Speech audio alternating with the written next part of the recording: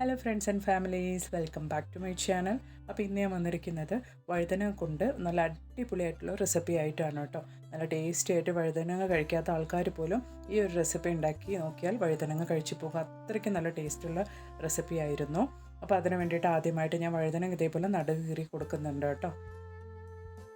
ഇനി നമുക്ക് ഇതൊന്ന് ആവിയിലിട്ട് വേവിക്കാൻ വേണ്ടി വെച്ച് കൊടുക്കാം. അതിന് വേണ്ടി ഒരു ചട്ടിയിൽ വെള്ളം ഒഴിച്ച് ഇതേപോലെ ഞാൻ വഴുതനങ്ങ വെച്ച് കൊടുക്കുന്നുണ്ട്. നന്നായിട്ടൊന്ന് ആവിയിലിട്ട് നമുക്ക് വേവിച്ചെടുക്കാം കേട്ടോ. അപ്പോൾ 1/2 കിലോ പോലെ വഴുതനങ്ങയാണ് ഞാനിവിടെ എടുത്തിരിക്കുന്നത്. അപ്പോൾ അത് ഒരു 10 മിനിറ്റ് സമയം കൊണ്ട് നമ്മുടെ വഴുതനങ്ങ നന്നായിട്ട് വെന്ത് വന്നിട്ടുണ്ട് കേട്ടോ. അപ്പോൾ ഇതൊന്ന് ചൂടാറുമ്പോഴത്തേക്കും നമുക്ക് ചെറിയൊരു മസാല റെഡിയാക്കാം. അപ്പോൾ അതിനുവേണ്ടി ഇതേപോലെ ഒരു കല്ലിലിട്ട് 3 പല്ല് വെളുത്തുള്ളി, ചെറിയ കഷ്ണം ഇഞ്ചി, ഒരു പച്ചമുളക് നമുക്ക് ഇതേപോലെ ഒന്ന് ചതച്ചെടുക്കാം കേട്ടോ. അപ്പോൾ മിക്സിയിലിട്ടാൽ നല്ല ഫൈനായിട്ട് അരഞ്ഞു കിട്ടും. അതിൻ്റെ ആവശ്യമില്ല. അപ്പോൾ അതുകൊണ്ടാണ് ഞാൻ ഇങ്ങനെ ഒരു കല്ലിലിട്ട് ചതച്ചെടുക്കുന്നത് കേട്ടോ. ഈ ഒരു പരുവത്തിൽ നമുക്ക് ഇതേപോലെ ഒന്ന് ചതച്ചെടുക്കാം. ഈ സമയം കൊണ്ട് നമ്മുടെ വഴുതനങ്ങ നന്നായി ആറിയിട്ടുണ്ട് കേട്ടോ. ചൂടൊക്കെ പോയിട്ടുണ്ട്. അപ്പോൾ ഇതുപോലെ നമുക്ക് തൊലി കളഞ്ഞെടുക്കാം.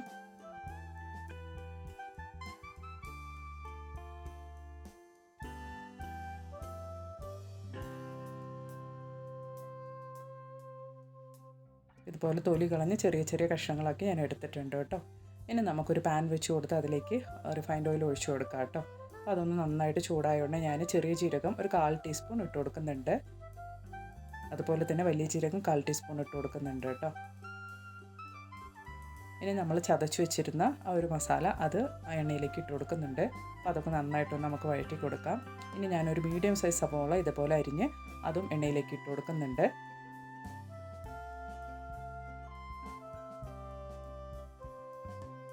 ഇതൊക്കെ വേഗത്തിൽ വഴണ്ട് കിട്ടാൻ വേണ്ടി ആവശ്യത്തിന് ഉപ്പ് ഞാൻ ഈ സമയത്ത് ചേർത്ത് കൊടുക്കുന്നുണ്ട് കേട്ടോ.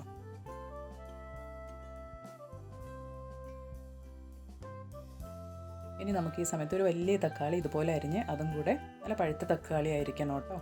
അതും കൂടെ എണ്ണയിലേക്ക് ഇട്ട് കൊടുക്കാം. നന്നായിട്ട് അതൊക്കെ ചേർത്ത് നമുക്കിതുപോലെ വഴറ്റി കൊടുക്കാം കേട്ടോ. ഇനി ഒരു കൈപ്പിടി അളവ് കറിവേപ്പിലയും കൂടെ ഞാൻ ചേർത്ത് കൊടുക്കുന്നുണ്ട്.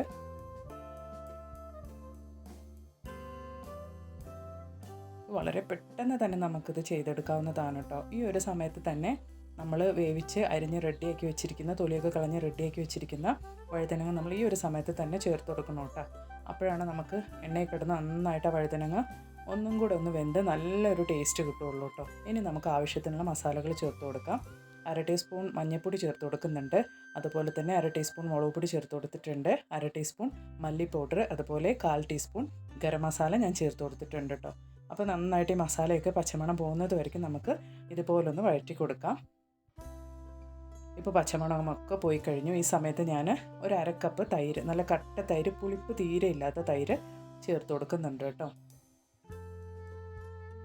അപ്പോൾ വളരെ സിമ്പിളായിട്ടും അതുപോലെ തന്നെ നല്ല അടിപൊളി ടേസ്റ്റി ആയിട്ടുള്ള മട്ടനും അതുപോലെ തന്നെ ചിക്കനൊക്കെ തോറ്റു പോകുന്ന നമ്മുടെ വഴുതനങ്ങ റെസിപ്പി ഇവിടെ റെഡി ആയിട്ടുണ്ട് കേട്ടോ. അപ്പോൾ എല്ലാവരും ഇതുപോലെ ഒന്ന് ട്രൈ ചെയ്ത് നോക്കുക. എന്നിട്ട് നിങ്ങളുടെ അഭിപ്രായങ്ങളൊക്കെ ഒന്ന് കമൻറ്റ് ബോക്സിലിട്ട് അറിയിക്കുക കേട്ടോ. അപ്പോൾ അത്രയേ ഉള്ളൂ. ഞാൻ മുകളിലേക്കായിട്ട് ഇച്ചിരി മല്ലിയിലയും കൂടെ ഇട്ട് കൊടുക്കുന്നുണ്ട്. ഈ വീഡിയോ ഇഷ്ടപ്പെടുകയാണെങ്കിൽ ഒന്ന് ലൈക്ക് ചെയ്യുക കേട്ടോ. അപ്പോൾ ഇനി ഒരു പുതിയ വീഡിയോ ആയിട്ട് നിങ്ങളുടെ അടുത്തേക്ക് വരുന്നത് വരയ്ക്കും എല്ലാവർക്കും ബൈ. Thanks for watching.